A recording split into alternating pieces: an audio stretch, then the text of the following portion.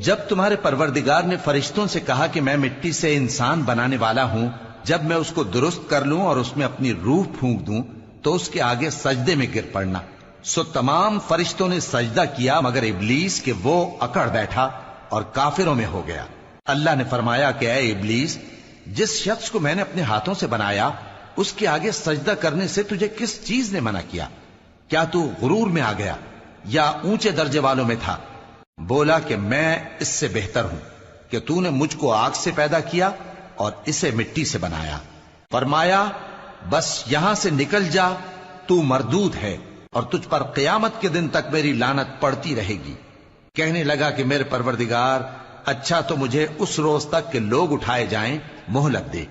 فرمایا کہ تجھ کو مہلت دی جاتی ہے اس روز تک جس کا وقت مقرر ہے۔ کہنے لگا کہ مجھے تیری عزت کی قسم، میں ان سب کو بہکاتا رہوں گا سوائے ان کے جو تیرے چنے ہوئے بندے ہیں۔